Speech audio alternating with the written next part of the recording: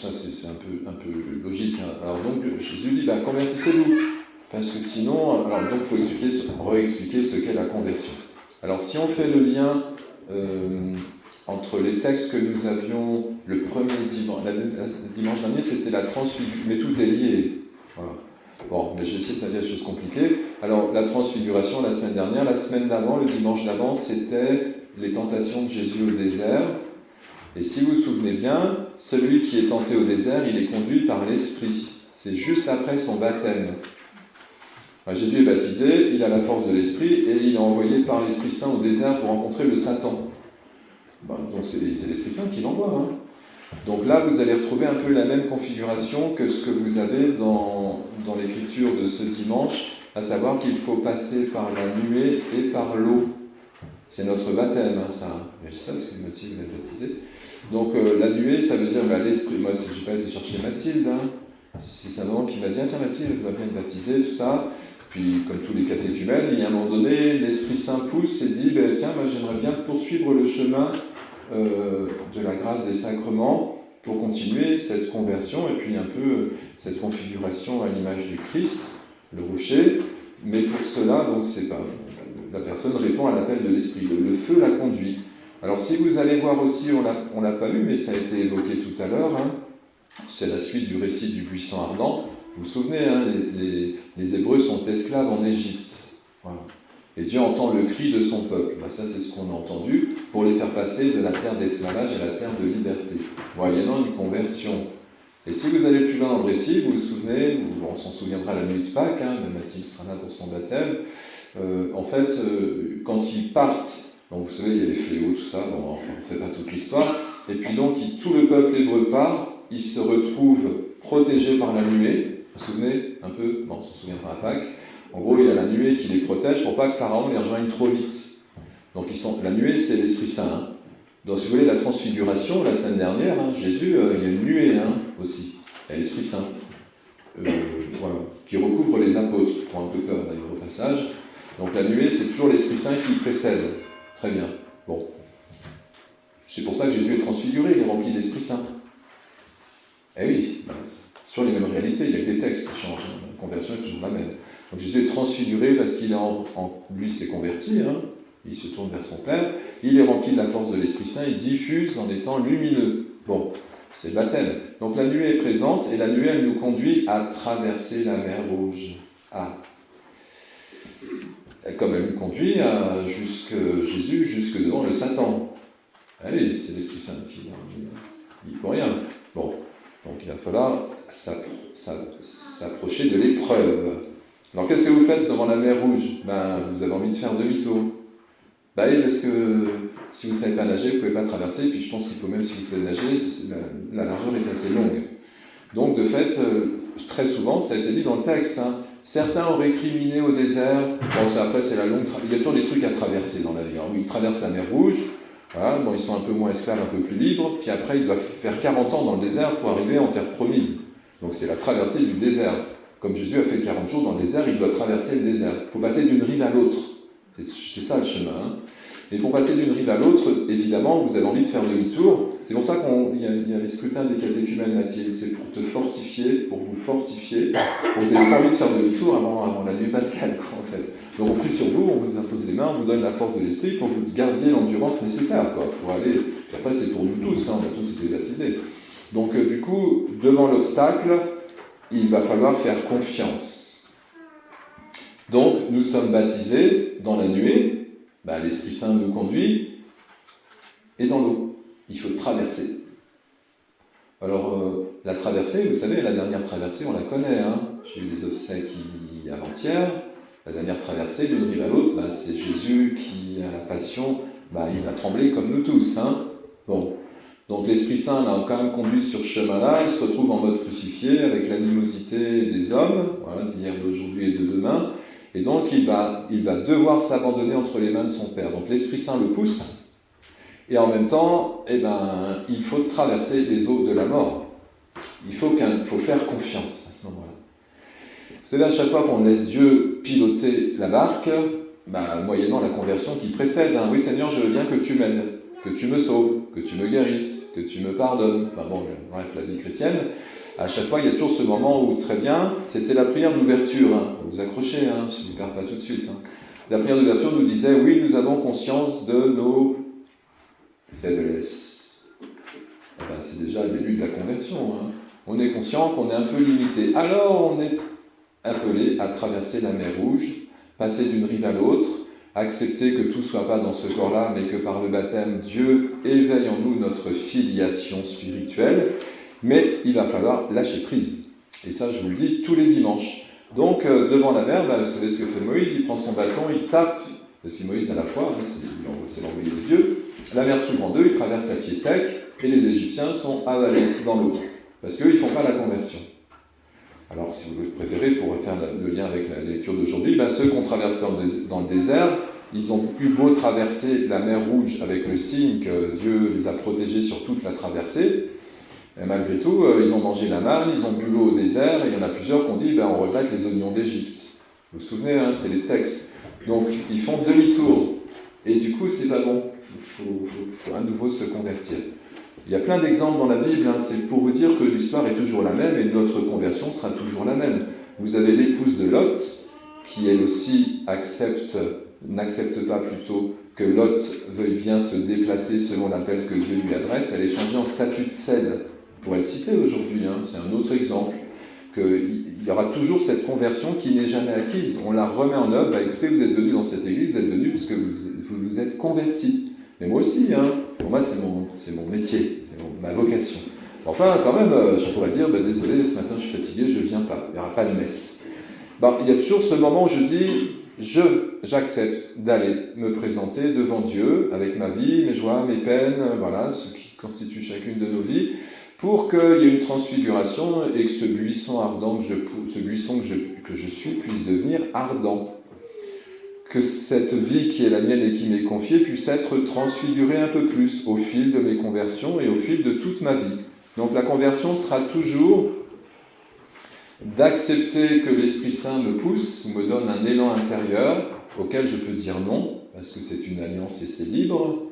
Mais si je dis oui, eh bien à un moment donné, j'accepte que Dieu transfigure ma vie, me fasse davantage correspondre à ce qu'il est, et puis bien sûr, ça veut dire que vous êtes ici et maintenant. Je suis celui qui est. Je suis. C'est pas je serai, c'est je suis. À chaque fois qu'on se présente à Dieu et qu'on fait la conversion, Dieu s'incarne dans nos vies. C'est ça le baptême. Hein. Le baptême, on passe, alors on refait, je le redis encore une fois, hein. Il y a la conversion, on accepte l'élan que Dieu nous propose pour aller mieux, être en bonne santé. Ensuite, je lui fais confiance, c'est la croix. C'est ça la croix. Hein. Enfin, ceux qui m'entendent souvent le savent. C'est-à-dire que Jésus, il s'abandonne entre les mains du Père et son Père le ressuscite. Jésus s'abandonne entre les mains de Jean-Baptiste et il reçoit le baptême.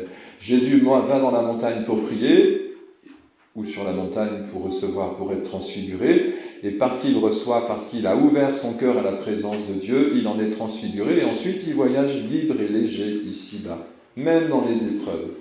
Et pour ça, il y a toujours une conversion qui précède. Mais c'est normal, hein. La conversion, c'est que j'ai choisi de me tourner vers Dieu. Alors on le fait tous, c'est à chaque fois que nous entrons dans une église, que nous prions un peu, que nous célébrons un sacrement, et ça c'est personnel.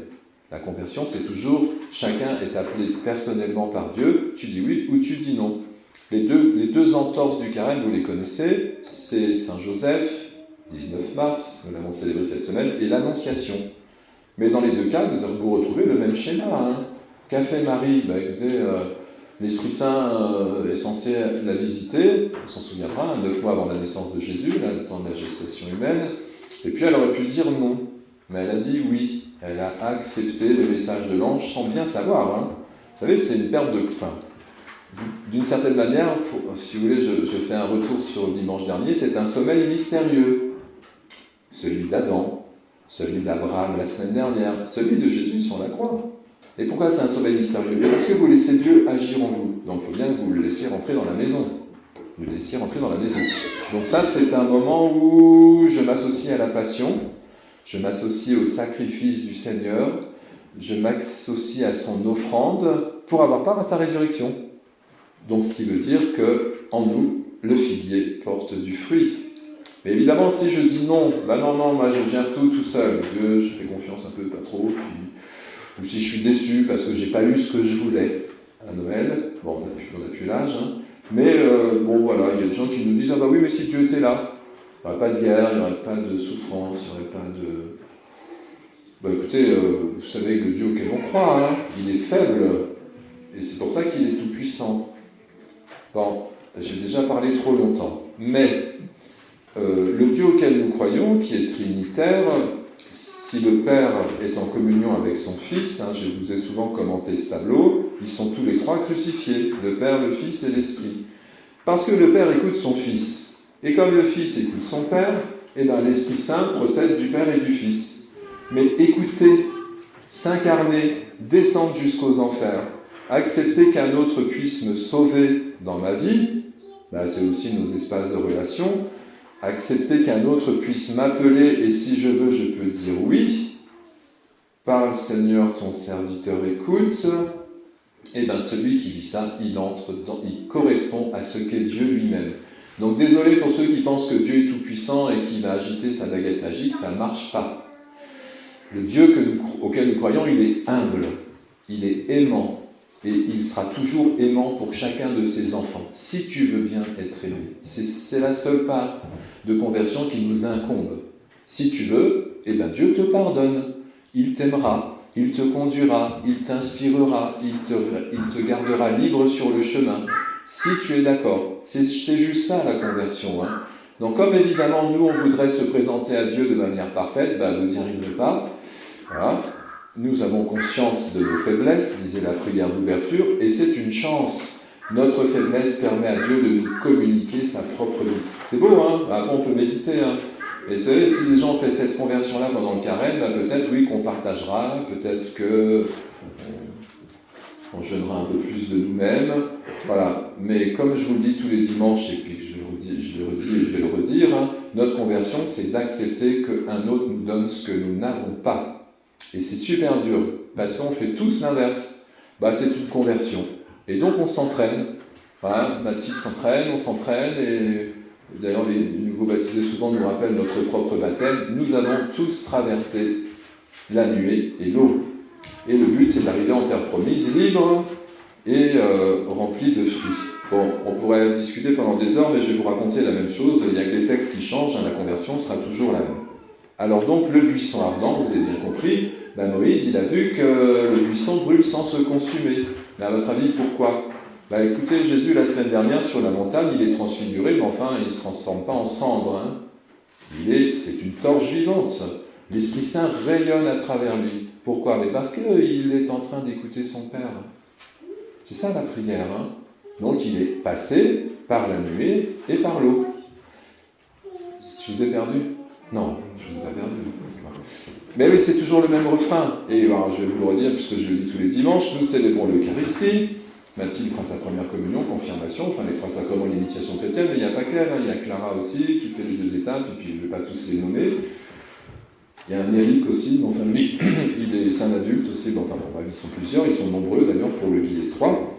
Et donc le sacrement de l'Eucharistie, je redirai à Mathilde, c'est quand même le corps livré et le sang versé, faites ceci en mémoire de moi, ben, c'est exactement la même chose que ce que je vous ai dit avant. Quand Jésus livre son corps et verse son sang à la dernière scène, ce que nous célébrerons le jeudi saint, que fait-il? Ben, il se met en présence du Père, il rend grâce, puis il partage. Donc il entre dans la nuée et dans la mort. Il lâche prise, il se met en relation. Et il nous a dit, mais n'oubliez pas d'en faire mémoire. Ça va, hein, c'est vraiment... Et le baptême, c'est rien d'autre. Nous acceptons qu'un autre nous ouvre les eaux pour qu'une naissance soit possible à la sortie. Mais c'est Dieu qui nous fait passer d'une rive à l'autre. On ne consent simplement, on exprime simplement notre consentement à passer par le sacrifice, vers le sacré, pour ensuite devenir lumineux, transfiguré, que nos vies soient libres. C'est un beau message, hein. Nos conversions sont joyeuses. Elles ne sont pas du tout... Et il y a plein de chrétiens qui pensent l'inverse, qui pensent que leurs efforts personnels vont être récompensés à la sortie du carême. Ben non. La conversion, c'est qu'un autre doit pouvoir t'aider et t'aimer, si tu veux. Si tu le fais, eh bien Jésus devient notre frère. Nous entrons dans une configuration. Donc le buisson ardent, si vous voulez, peut dire que c'est Marie. Bien sûr, c'est l'arche d'alliance. Je joue avec les images, hein. Mais tout ça nous dit quelque chose de la présence de Dieu dans son temple. Mais vous n'êtes pas temple de l'Esprit? Ben si, hein. Et si vous êtes temple de l'Esprit, c'est que vous êtes devenu une parole de Dieu. Ben oui. Et si jamais le pain et le vin qui est notre vie est déposé sur l'autel, c'est bien parce que la parole de Dieu, elle va se donner en nourriture pour nous. C'est ça notre manne aujourd'hui. Le rocher qui est le Christ et qui les suivait au désert, ben, donne l'Esprit Saint. Mais quand un rocher donne l'Esprit Saint, c'est qu'il est transfiguré. C'est comme Jésus sur la montagne. Ce pain et ce vin transfigurés sur l'autel, ben, c'est encore le Christ, hein. Et puis le baptisé, Mathilde et nous qui sommes déjà baptisés, mais le jour de notre baptême, souvenez-vous de votre... Bon, on s'en souvient pas, on est trop petits, du parrain qui a tenu un cierge, mais pour dire que nous étions transfigurés, lumineux. C'est des symboles, hein, mais une fois que vous avez compris le chemin de conversion qui est le même de génération en génération, bah écoutez, on continuera à s'entraîner, à se convertir, parce que c'est le seul moyen de rester libre, encore une fois, et puis d'être dans la joie promise, la terre promise, la fécondité promise, enfin tout ce qui nous fait du bien et qu'on a tous envie de recevoir. Je rappelle quand même ce que j'ai dit dimanche dernier, je ne sais plus, parce que j'ai prêché à plein d'endroits. Si vous voulez accomplir la loi et les prophètes et toute l'écriture, ben, faites aux autres ce que vous voudriez qu'ils fassent pour vous. C'est pas moi qui l'ai dit, hein, c'est dans la Bible. Mais qu'est-ce qu'on aimerait que les autres fassent pour vous? Ben, qu'ils nous écoutent. Non? Ben si. Alors, si vous voulez, je vous le dis autrement et je termine. Tout ce qui résume la loi et les prophètes, dit Jésus, c'est d'aimer Dieu, son prochain, comme soi-même. Mais puisque Dieu est amour, ben laissez-vous aimer. Hein. Et si Dieu nous aime, peut-être que nous sommes en capacité de prendre soin des autres. Si Dieu nous écoute, peut-être que nous pouvons écouter les autres. Et si Dieu m'aime, ben, c'est que je prends soin de moi aussi, tout simplement. Voilà. Ben, gardons ce mémorial hein, qui nous est proposé, parce qu'il est compliqué au niveau de l'écriture, mais c'est toujours le même refrain qui tombe. Ben, heureux hein, ceux qui ont senti l'appel de l'Esprit et qui acceptent de lâcher prise, la croix, pour passer d'une rive à l'autre. Parce que du coup, s'ils vont bien, nous allons mieux, et le monde va mieux, et c'est ce à quoi le monde est appelé, à une transfiguration. Dieu l'a créé à cette intention. Amen.